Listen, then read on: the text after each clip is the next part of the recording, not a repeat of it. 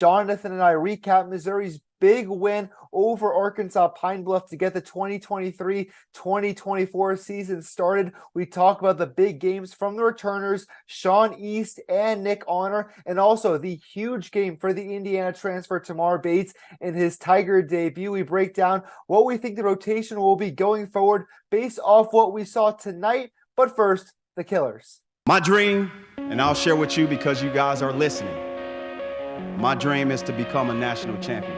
Away, Brown with a steal.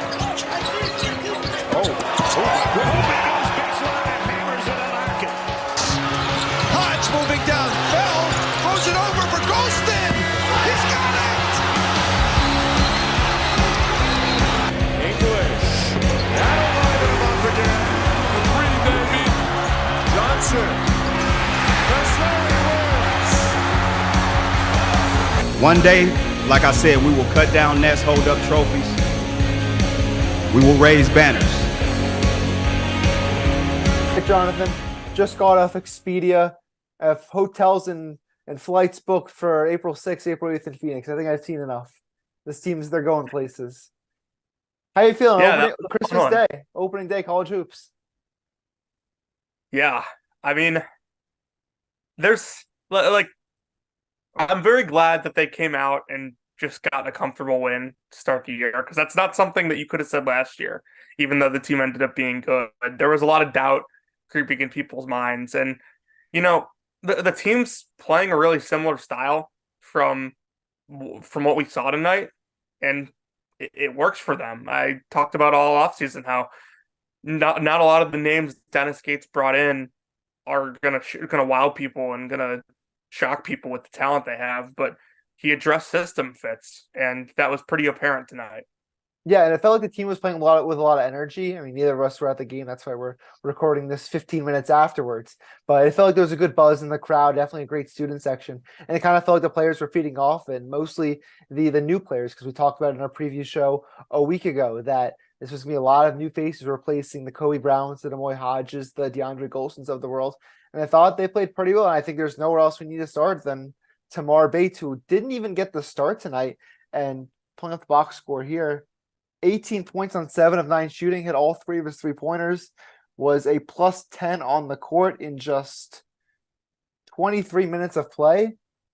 But when we talked about kind of the guys we thought could break out, I'm not sure we really expected this performance out of the game from Tamar. What did you see from him kind of hustling on both ends of the court? Yeah, he was a guy that I never really thought was going to start. It was definitively one of the first guys off the bench for me when I projected their rotation in this offseason.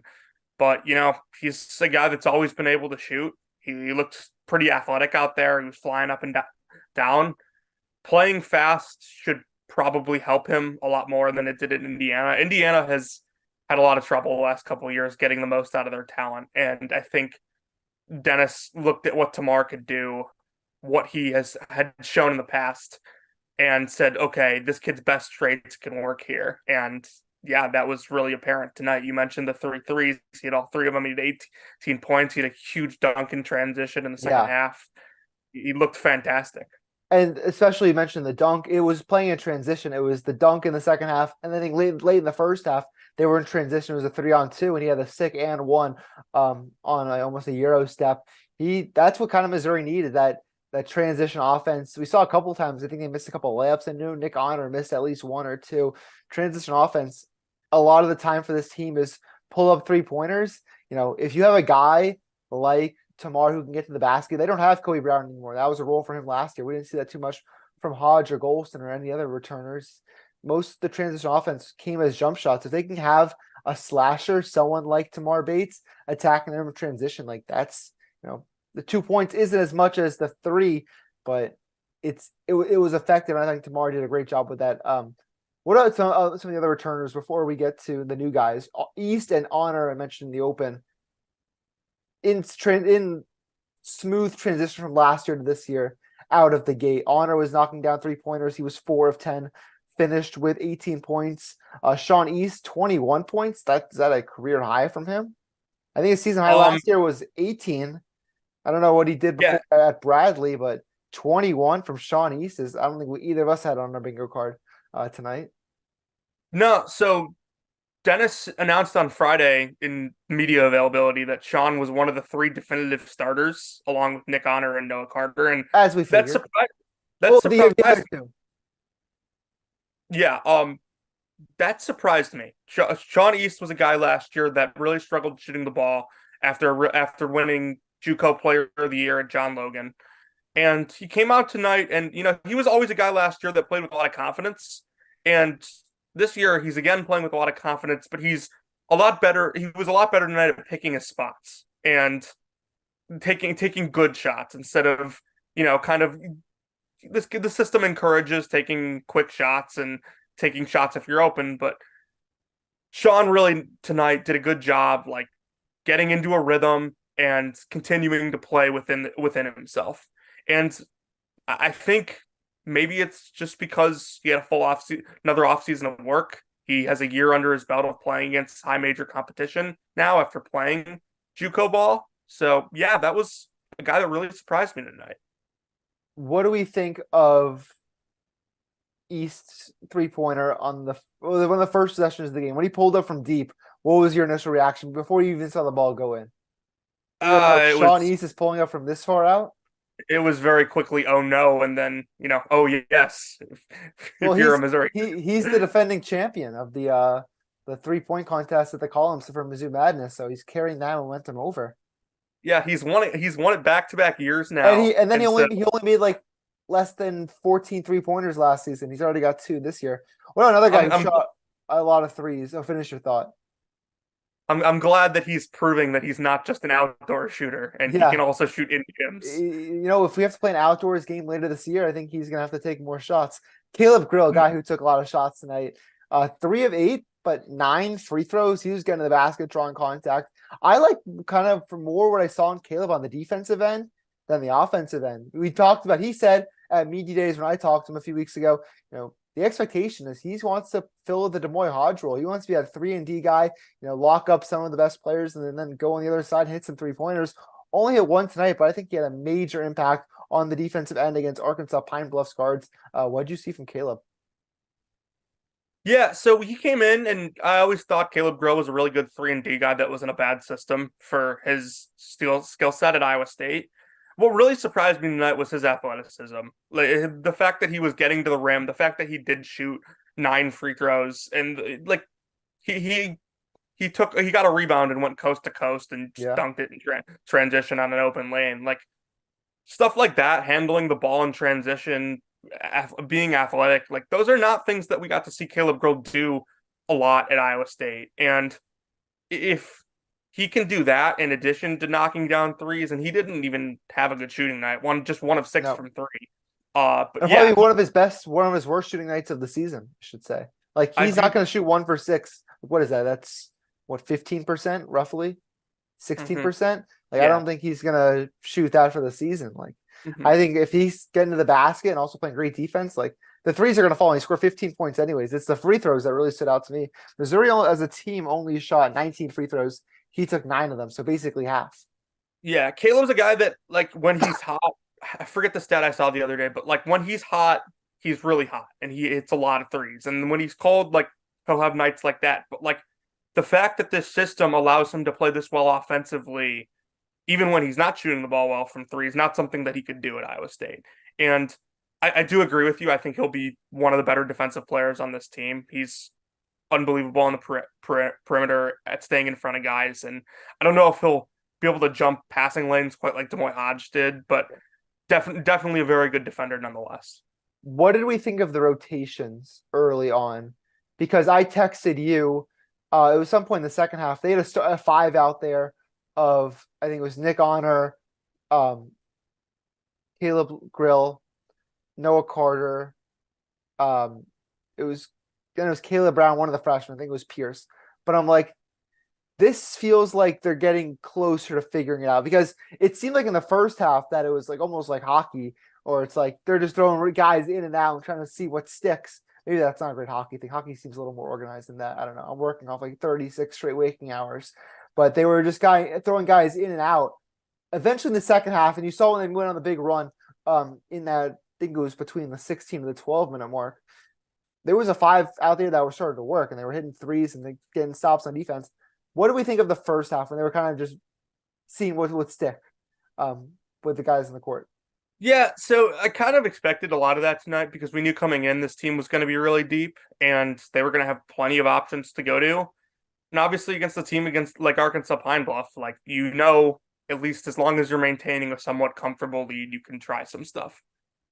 And then obviously you go back to your starters or your most confident players if need be.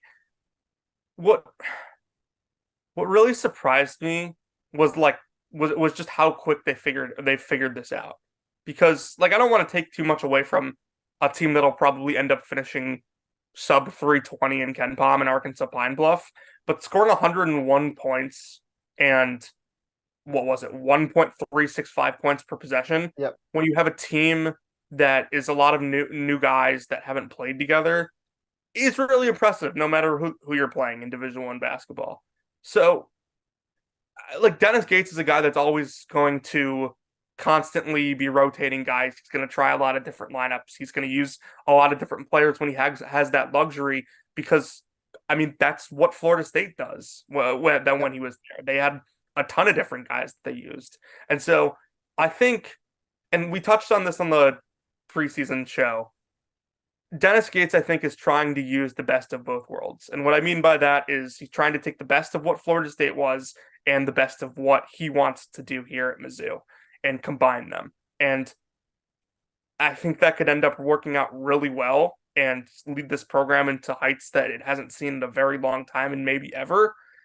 This is just the beginning, and I like how confident a lot of the guys off the bench were. The freshmen looked like they belong. Aiden Shaw looked better. He still has his issues that he has to work through, but he looked better than he did. Great hustle. Grabbing a couple, I think he had 9 total rebounds, a couple offensive rebounds. He was hustling really well.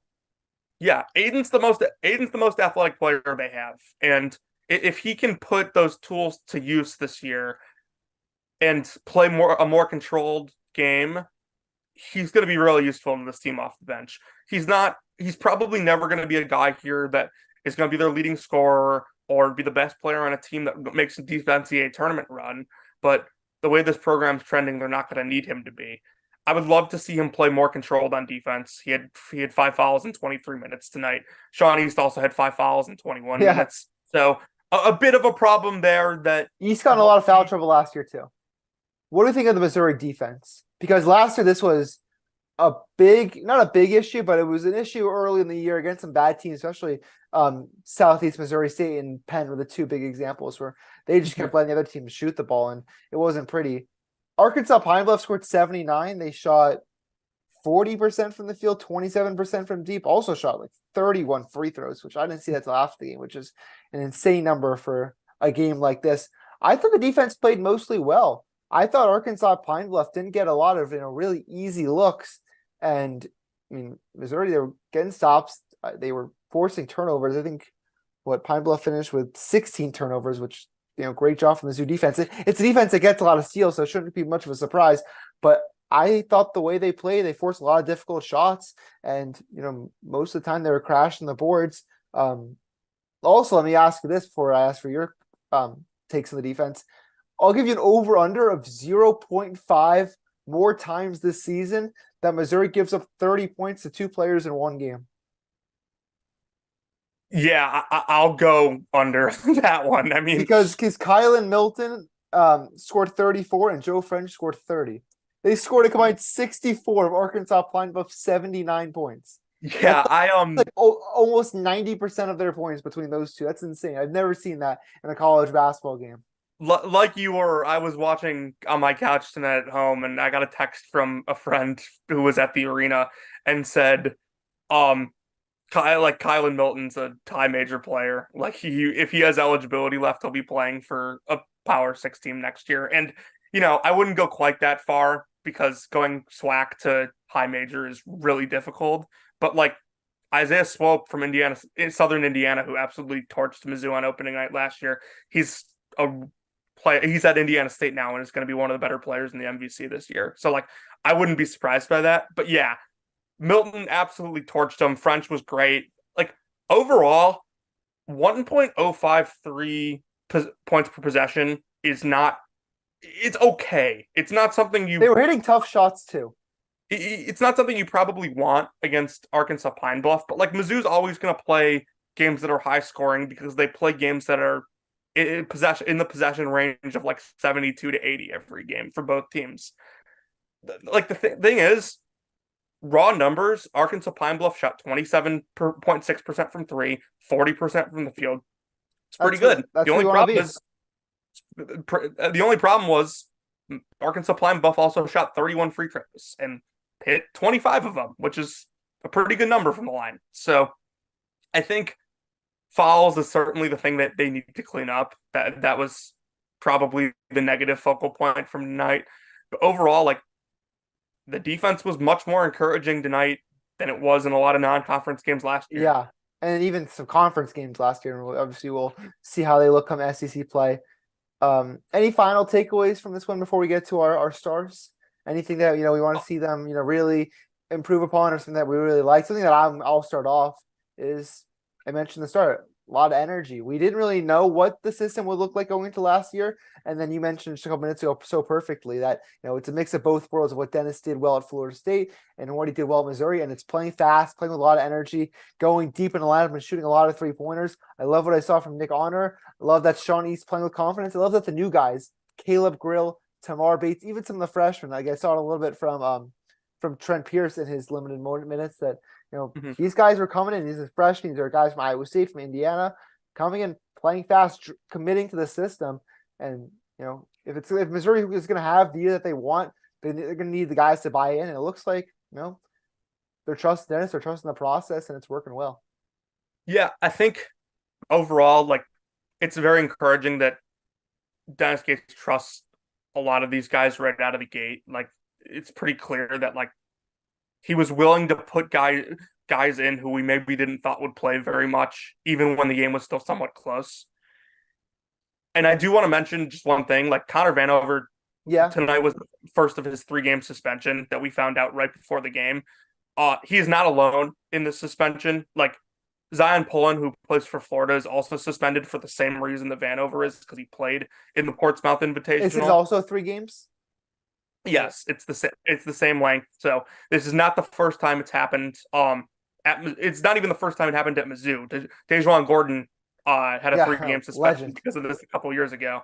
So it's overall, I'm really encouraged by what I saw tonight. I think Memphis is going to be a really tough game on Friday.